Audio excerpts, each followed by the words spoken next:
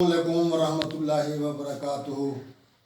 عزیز طلباء، آج ہم کلاس 10th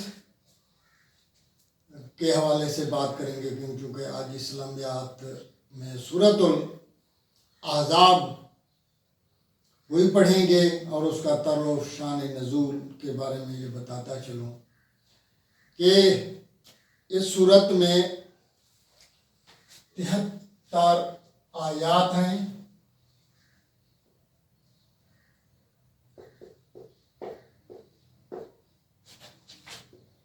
مدنی صورت ہے اور احزاب اس کو کیوں کہا گیا؟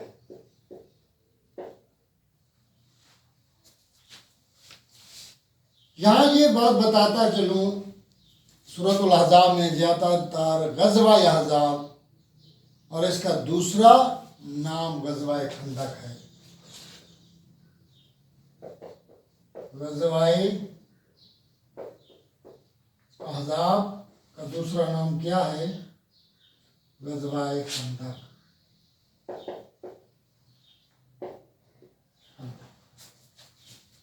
یہ کب وقوع پذیر ہوا، کیسے ہوا، اس کی صورتحال کو جانتے ہوئے ابھی پہلے تھوڑا سا آپ کو مختصر تعارف بتاتا چلوں غزوہ احزاب کا، اس کے بعد انشاءاللہ صورت پڑھیں گے۔ پہلی بات تو یہ ہے کہ حضور پاک صلی اللہ علیہ وآلہ وسلم، صحابہ کرام کی جماعت جب بڑھ رہی تھی، غزوہ بدر میں مسلمانوں کو فتح نصیب ہوا اور اس کے ساتھ ساتھ مسلمانوں کی قوت افرادی، کچھ حالات بہتر ہونے لگے، تو یہ بات مشرکین مکہ کو قطعاً پسند ہے۔ حضور پاک صلی اللہ علیہ وآلہ وسلم جب مدینہ میں تشریف لے آئے تو سب سے پہلے یہاں مختلف جو قبائل تھے ان کے ساتھ معاہدے کیے۔ ان میں سے 2 یہودی قبیلے قابل ذکر ہیں، بنو نذیر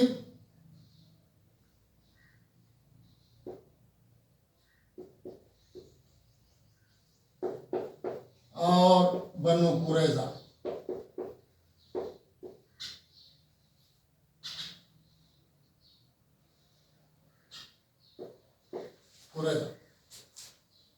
یہ وہ قبیلے تھے جو معاہدہ کے باوجود بھی اکثر اپنے معاہدے توڑ دیتے تھے۔ ان میں خصوصاً بنو نذیر نے ایسا ہی کیا، تو حضور پاک صلی اللہ علیہ وآلہ وسلم نے اس کو مدینہ سے جلاوطن کیا۔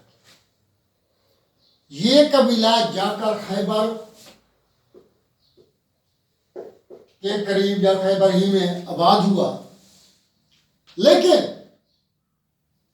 اس قبیلے میں مسلمانوں کی دشمنی اور مسلمانوں سے دشمنی اور ان کے انتقام کی آگ ختم نہ ہوئی۔ انہوں نے مختلف قبائل کو اکٹھا کیا، گروہ بنائے، مکہ میں پہنچے، وہاں مشرکین کے بھی مختلف قبائل کو ساتھ کر کے مدینہ پر حملہ کرنے کی سازش کی۔ یہ 5 ہجری کی بات ہے، 5 ہجری۔ اس وقت یہ لوگ اکٹھے ہوئے مسلمانوں کو ختم کرنے کے لیے۔ یہ تقریباً 10,000 کے قریب یہ لوگ تھے۔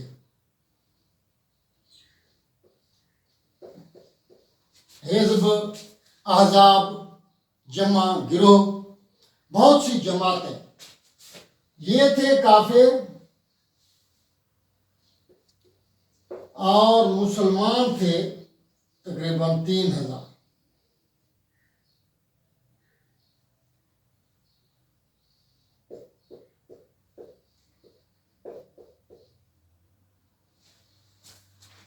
یہ مدینہ پر حملہ کرنے کے لیے روانہ ہوئے، انہوں نے سازشیں کی، اکٹھے ہو گئے، تو حضور پاک صلی اللہ علیہ وآلہ وسلم کو بھی اطلاع مل گئی کہ کافر مدینہ پر حملہ کرنے کے لیے آ رہے ہیں۔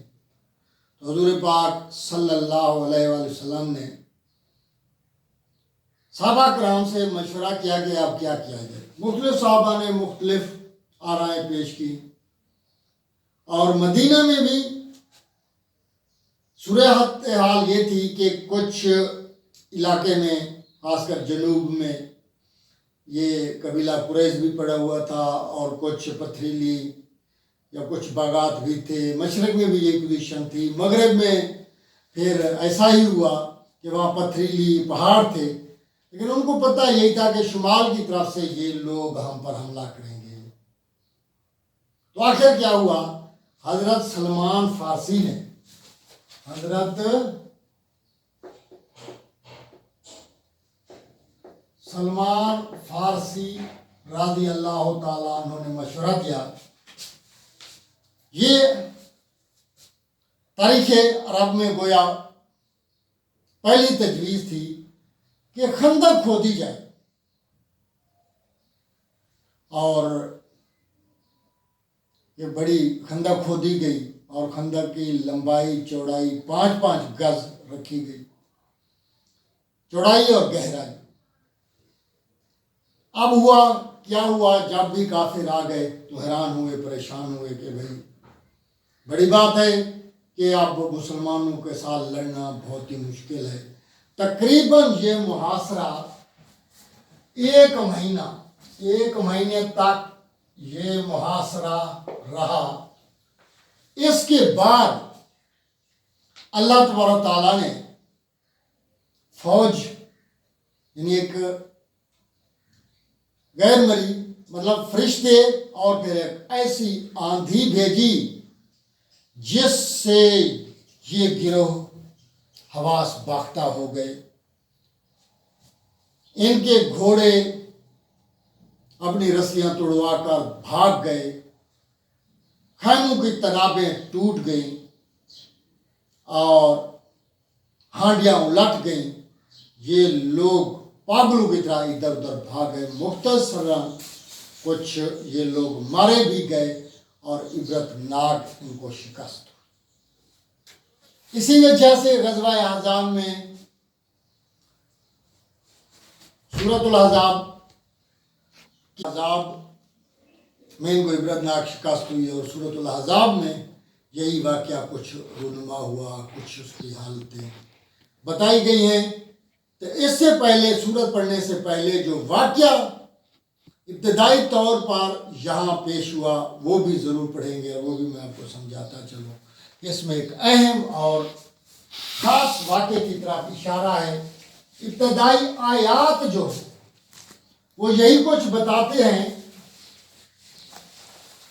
کہ ایسا ہوا۔ پہلی آیت میں حضور پاک صلی اللہ علیہ وآلہ وسلم کو یہ حکم دیا جا رہا ہے کہ کافروں اور منافقین کا کہنا نہ مانیں، صرف اسی کی پیروی کریں جو اللہ کی طرف سے تمہیں وحی کی جاتی ہے۔ میں آیت پڑھتا ہوں، پھر اس کی تشریح کی طرف جاتا ہوں، آپ کو سمجھاتا ہوں کہ کیا ہے۔ اعوذ باللہ من الشیطان الرجیم، بسم اللہ الرحمن الرحیم۔ یا ایھا النبی اتق اللہ، یا ایھا النبی اتق اللہ ولا تطع الکافرین والمنافقین ان اللہ کان علیما حکیما۔ اے نبی پاک صلی اللہ علیہ وسلم، اللہ سے ڈرو، کفار اور منافقین کا کہنا نہ مانو، بے شک اللہ تعالیٰ علم والا اور حکمت والا ہے۔ آگے یہی آیات وَاتَّبِعْ مَا یُوحَىٰ اِلَیْکَ مِن رَبِّکَ، تم اس وحی کی پیروی کرو جو تمہارے رب کی طرف سے تمہاری طرف کی جاتی ہے۔ ان اللہ کان بما تعملون خبیرا، تم جو کچھ بھی کرتے ہو اللہ تبارک تعالیٰ اس سے باخبر ہے۔ یہاں یہ واقعہ بتاتا چلوں کہ ملک عرب یا جو بھی عربستان کا علاقہ تھا، اسلام سے قابل، بلکہ اسلام کے ابتدائی ایام میں یہی تھا کہ وہاں یہ رسم چلی آ رہی تھی کہ لوگ منہ بولے بیٹے کو حقیقی بیٹا سمجھتے تھے، اس کو وراثت کا حقدار بھی سمجھتے تھے، اور جس طرح حقیقی بیٹے کے ساتھ سلوک کیا جاتا ہے اسی طرح منہ بولے بیٹے متبنہ کے ساتھ وہی سلوک کیا جاتا ہے۔ مختصراً جس طرح حقیقی بیٹے کی بیوی کے ساتھ سسر نکاح نہیں کر سکتا، اسی طرح منہ بولے بیٹے کی بیوی کے ساتھ بھی سسر نکاح نہیں کر سکتا تھا۔ ہوا یوں کہ حضرت زید بن حارثہ جو ایک غلام تھا، اور اس کا مختصراً واقعہ یہ ہے کہ اس کی والدہ کسی قافلے میں سفر کر رہی تھی اور قافلے کو ڈاکو نے آ کر لوٹ لیا۔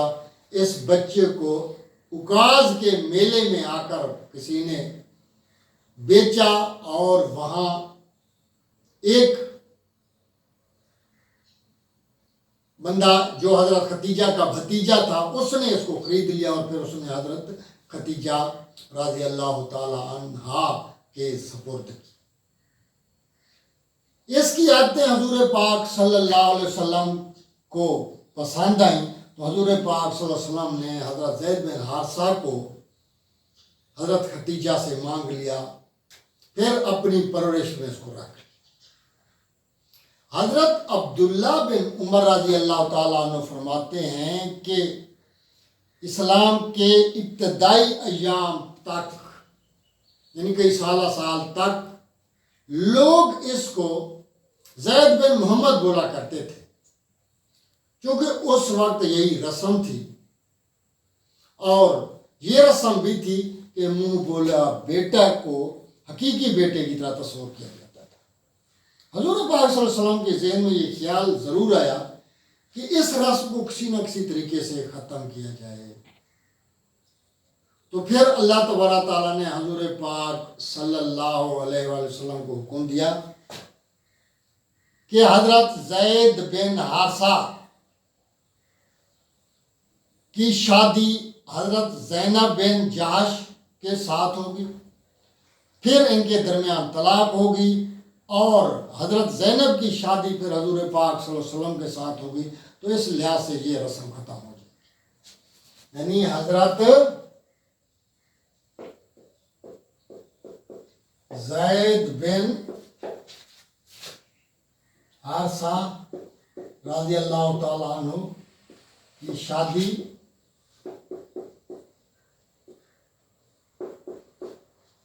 حضرت زینب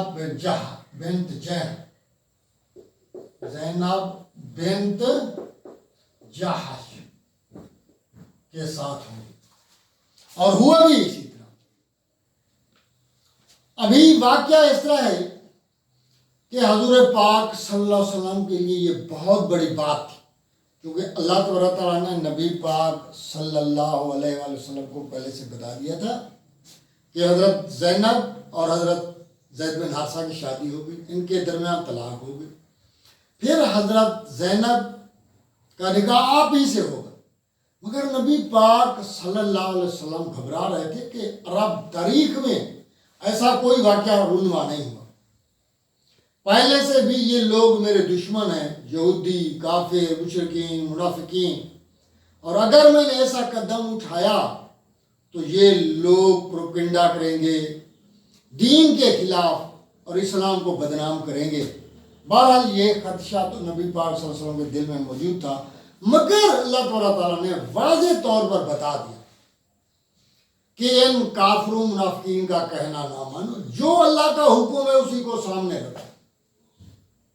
ہمارے لیے بھی یہ حکم عام ہے، جب بھی اللہ اور اس کے رسول کی اطاعت کی بات ہو تو ہمیں لوگوں کی باتوں کی طرف توجہ نہیں دینی چاہیے، اور یہ نہیں سمجھنا کہ لوگ کیا کہیں گے، لوگ بے شک کہیں، جو بھی کہیں، لیکن ہمیں اللہ اور اس کے رسول کی اطاعت کرنی چاہیے۔ دیکھیں پڑھتے ہیں، اعوذ باللہ من الشیطان الرجیم، بسم اللہ الرحمن الرحیم۔ یا ایھا النبی اتق اللہ ولا تطع الکافرین والمنافقین ان اللہ کان علیما حکیما۔ اے نبی پاک صلی اللہ علیہ وسلم، اللہ سے ڈرو اور کافر اور منافقین کی اطاعت نہ کرو۔ ان اللہ کان علیما حکیما، بے شک اللہ تعالیٰ علم والا اور حکمت والا۔ وَاتَّبِعْ مَا يُوحَىٰ إِلَيْكَ مِن رَبِّكَ إِنَّ اللَّهَ كَانَ بِمَا تَعْمَلُونَ خَبِيرًا۔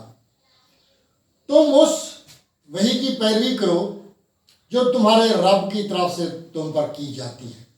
مطلب یہ کہ لوگوں کی طرف دھیان نہ دو، لوگوں کی باتوں کو مت سمجھو، بلکہ اللہ ہی کی وحی پر عمل کرو۔ وَتَوَکَّلْ عَلَى اللَّهِ، اور اللہ پر بھروسہ رکھو۔ وَكَفَىٰ بِاللَّهِ وَكِيلًا، اور وہی اللہ ہی بہترین کارساز ہے۔ یعنی اللہ تعالیٰ بگڑے ہوئے کاموں کو بنانے والا ہے، وہ آپ کو تنہا نہیں چھوڑے گا، تم اسی پر بھروسہ رکھو۔ مَا جَعَلَ اللَّهُ لِلرَّجُلِ مِنْ قَلْبَيْنِ مَا جَعَلَ اللَّهُ لِلرَّجُلِ مِنْ قَلْبَيْنِ فِي جَوْفِهِ وَمَا جَعَلَ أَزْوَاجَكُمُ اللَّائِي تُظَاهِرُونَ مِنْهُنَّ أُمَّهَاتِكُمْ وَمَا جَعَلَ أَدْعِيَاءَكُمْ أَبْنَاءَكُمْ ذَلِكُمْ قَوْلُكُمْ بِأَفْوَاهِكُمْ وَاللَّهُ يَقُولُ الْحَقَّ وَهُوَ يَهْدِي السَّبِيلَ۔ یہاں اللہ تبارک تعالیٰ نے تین جو عربستان میں کئی صدیوں سے رسمیں چلی آ رہی تھی ان کے متعلق واضح طور پر بتا دیا کہ یہ رسمیں جو ہیں تمہارے صرف اپنی بنی بنائی ہوئی ہیں، اللہ کی طرف سے ان کا کوئی وجود نہیں، ان کی کوئی حقیقت نہیں۔ ان میں سے پہلی بات یہ ہے کہ کسی شخص کے دھڑ میں پہلو میں دو دل نہیں ہوتے۔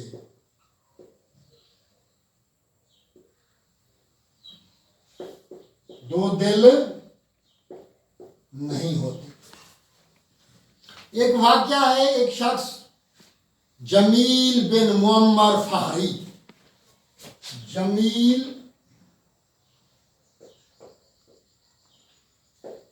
بن معمر فہری، یہ شخص بڑا ہوشیار چلاک بندہ تھا اور اسلام دشمنی اس میں کوٹ کوٹ کر بھری ہوئی تھی۔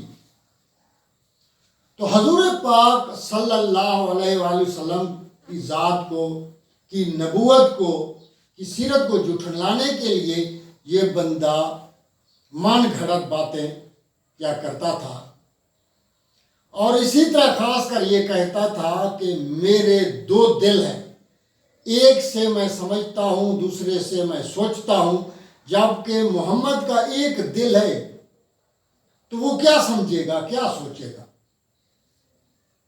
اس کے کہنے کا مقصد یہ تھا کہ میں نعوذ باللہ محمد صلی اللہ علیہ وسلم سے فضیلت میں زیادہ ہوں، میری فضیلت، میری اہمیت، میری علمیت، میرا درجہ اس سے زیادہ ہے۔ لوگوں کو بیوقوف بنانے کے لیے اس طرح کی من گھڑت باتیں کیا کرتا تھا۔ تو اس کے رد میں اللہ تبارک تعالیٰ نے واضح طور پر بتا دیا کہ کسی بھی آدمی کے پہلو میں، دھاڑ میں دو دل نہیں ہیں۔ ایک دوسرا جو حکم یا دوسری جو رسم ہے وہ یہ ہے کہ عربستان میں زہار جس کو کہتے ہیں،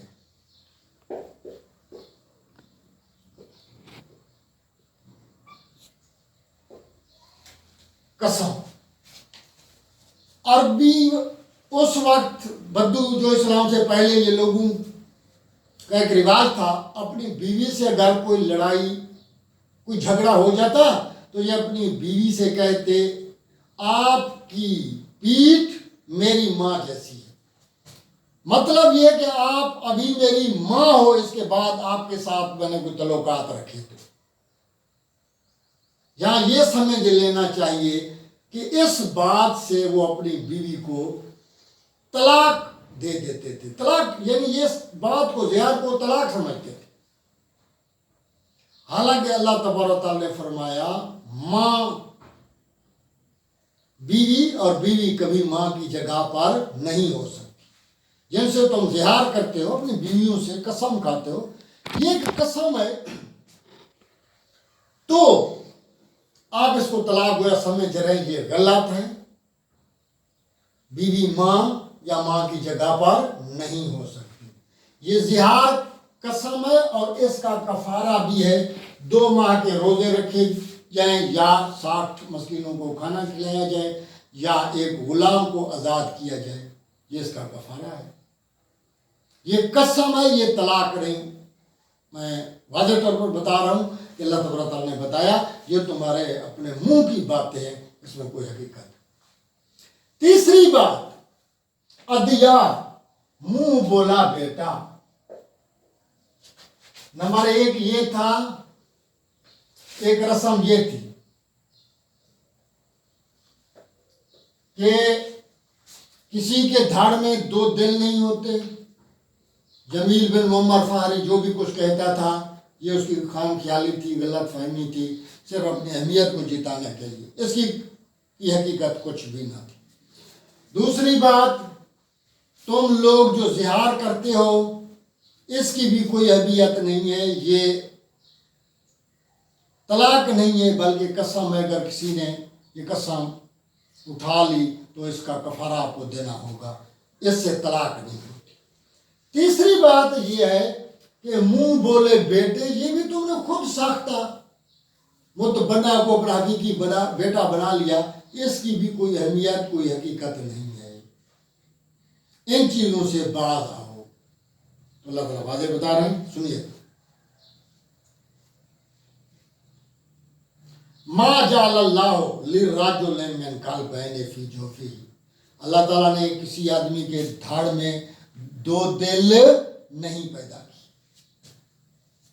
وما جعل ازواجکم اللہ تظاہرون منہن امہاتکم. اور نہ تمہاری بیویوں کو تمہاری ماں کی حیثیت دی ہے جس سے تم زہار کرتے ہو. تیسری رسم وما جعل ادعیاکم ابناکم. اور نہ تمہارے منہ بولے بیٹوں کو حقیقی بیٹا بنایا. ذالکم قولکم بافواہکم. یہ صرف اور صرف تمہارے اپنے منہ کی باتیں ہیں. تمہارے منہ کی باتیں ہیں باقی اس میں کوئی حقیقت نہیں. واللہ یقول الحق. اللہ حق بات کہتا ہے. وہو یہدی السبیل. اور یہی سیدھا راستہ ہے. ابھی آگے منہ بولے بیٹے کے اللہ تعالیٰ فرما رہے ادعوہم لآبائہم هو اقسط عند اللہ. ان کو اپنے باپوں کے نام سے پکارو. هو اقسط عند اللہ. اللہ کے نزدیک انصاف یہی ہے. حضور پاک صلی اللہ علیہ وآلہ وسلم کی حدیث ہے جس نے بھی جان بوجھ کر کسی کو غیر باپ سے پکارا تو گویا اس نے کفر کیا. گویا اس نے کفر کیا. اتنا بہت بڑا گناہ ہے. اس سے ہمیں بچنا چاہیے. آگے خود اللہ تعالیٰ فرما رہے ہیں اگر کسی کے والد کا پتہ نہیں نام نہیں آتا بھولے سے بول دیا تو کوئی گناہ نہیں. اگر دانستہ طور پر عمدن بولا پھر تمہاری گرفت ضرور ہوگی. سنیں ادعوہم لآبائہم هو اقسط عند اللہ. ان کو اپنے باپوں کے نام سے پکارو. اللہ کے نزدیک یہی انصاف ہے. فَإِن لَمْ تَعْلَمُوا آبَاءَهُمْ. اگر تمہیں ان کے باپوں کا علم نہیں ہے پتہ نہیں ہوتا ضروری نہیں یار کسی کے باپ کا نام آئے بندے کو. فَإِخْوَانُكُمْ فِي الدِّينِ وَمَوَالِيكُمْ. پھر دین میں یہ تمہارے بھائی ہیں اور تمہارے دوست ہیں. مطلب یہ کہ پھر ان کو بھائی اور دوست کہہ کر پکارو. اپنے غلط باپ کے نام سے ان کو نہ پکارو. وَلَيْسَ عَلَيْكُمْ جُنَاحٌ فِي مَا أَخْطَأْتُمْ بِهِ. اگر تم نے غلطی سے ان کو غلط باپ کے نام سے پکار لیا تو تم پر کوئی گناہ نہیں ہے۔ وَلَٰكِن مَّا تَعَمَّدَتْ قُلُوبُكُمْ، اگر تم نے دانستاً یعنی دل میں جان بوجھ کر غلط باپ سے پکارا، پھر تمہاری گرفت ضرور ہو، مواخذات ضرور ہوگا۔ وَكَانَ اللَّهُ غَفُورًا رَحِيمًا، بے شک اللہ تعالیٰ بخشنے والا مہربان ہے۔ ابھی حضور پاک صلی اللہ علیہ وآلہ وسلم کی ذات اقدس کے بارے میں بتایا جا رہا ہے کہ نبی پاک صلی اللہ علیہ وسلم دنیا مافیا سارے انسانوں سے ہم مسلمانوں کے لیے سب سے زیادہ محبت کے حقدار ہے۔ سنیں، بسم اللہ الرحمن الرحیم۔ النبی اولا بالمؤمنین من انفسہم، نبی پاک صلی اللہ علیہ وسلم مومنوں کو ان کی جانوں سے بھی زیادہ محبوب یا محبت کے حقدار ہے۔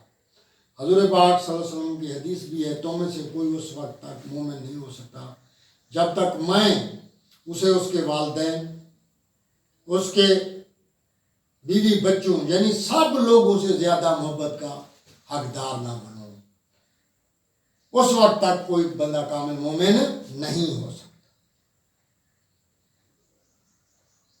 وَأَزْوَاجُهُ أُمَّهَاتُهُمْ، اور آپ صلی اللہ علیہ وسلم کی جو ازواج مطہرات ہیں وہ یعنی مومنوں کی مائیں ہیں۔ وَأُولُو الْأَرْحَامِ بَعْضُهُمْ أَوْلَىٰ بِبَعْضٍ فِي كِتَابِ اللَّهِ مِنَ الْمُؤْمِنِينَ وَالْمُهَاجِرِينَ إِلَّا أَن تَفْعَلُوا إِلَىٰ أَوْلِيَائِكُمْ مَعْرُوفًا كَانَ ذَٰلِكَ فِي الْكِتَابِ مَسْطُورًا۔ پھر وراثت کی بات ہو رہی ہے۔ وراثت کے حقدار صرف اور صرف ان کے رشتہ دار ہیں جو اللہ کی کتاب میں یہ حکم لکھا جا چکا ہے، مومن ہوں خواہ مہاجر ہوں۔ کیونکہ ایک دفعہ ایسا ہوا، میں پہلے بتا چکا ہوں کہ حضور پاک صلی اللہ علیہ وسلم صحابہ کرام جب مکہ سے بے سو سمانی میں مدینہ میں پہنچے تو مسلمانوں کی حالت نہ گفتہ بہ تھی، کچھ بھی نہ تھا، مسلمان بے سر و سامان تھے، خالی ہاتھ تھے۔ حضور پاک صلی اللہ علیہ وسلم نے ایک مہاجر کو ایک انصاری کو ہاتھ ایک دوسرے کا پکڑ کر ان کو بھائی بھائی بنا دیا۔ اس کو رشتہ مواخات یا معاہدہ مواخات مدینہ کا نام دیا جاتا ہے۔ تو انصاریوں نے دل کھول کر اپنے مہاجرین بھائیوں کی خدمت کی، مدد کی۔ اس وقت گویا یہ وقتی طور پر وراثت کا حکم تھا کہ مہاجرین انصار کی جائیداد میں حصے دار ہیں، وراثت کے حقدار۔ یہ صرف اس وقت کی بات ہے، بعد میں یہ حکم منسوخ ہوا اور اس کے بارے میں اللہ تعالیٰ واضح بتایا۔ وراثت کے حقدار صرف اور صرف خون کے رشتہ دار ہیں، باقی نہ مہاجرین نہ مومن کوئی بھی نہیں ہے، کیونکہ یہ اللہ تبارک تعالیٰ کی کتاب میں موجود ہے۔ ہاں یہ اور بات ہے، اب بھلائی کے طور پر، نیکی کے طور پر کچھ ان کو دینا چاہتے ہیں، خیرات صدقہ وغیرہ، وہ کوئی اور بات ہے، لیکن وراثت کے حقدار وہ نہیں ہو سکتے۔ دوبارہ اس کو پڑھاتا ہے۔ النبی اولا بالمؤمنین من انفسہم، نبی پاک صلی اللہ علیہ وسلم یعنی مومنوں کی جانوں سے بھی زیادہ محبت کے حقدار ہیں۔ وازواج امہاتہم، اور آپ صلی اللہ علیہ وسلم کی بیویاں ازواج مطہرہ ان کی مائیں ہیں۔ وَأُولُو الْأَرْحَامِ بَعْضُهُمْ أَوْلَىٰ بِبَعْضٍ فِي كِتَابِ اللَّهِ مِنَ الْمُؤْمِنِينَ وَالْمُهَاجِرِينَ، مومن ہوں یا مہاجر اللہ کی کتاب کی روح سے وراثت کے حقدار خون کے رشتہ دار ہیں۔ إِلَّا أَن تَفْعَلُوا إِلَىٰ أَوْلِيَائِكُمْ مَعْرُوفًا، یہ اور بات ہے آپ دوستی میں دوستوں کے ساتھ کوئی احسان کرنا چاہیں، کچھ ان کو ویسے دینا چاہیں تو کوئی گناہ نہیں ہے، لیکن وراثت کے حقدار وہ نہیں ہو سکتے۔ کانا ذالک فی الکتاب مستورا، یہ سب کچھ اللہ کی کتاب میں لکھ دیا گیا ہے۔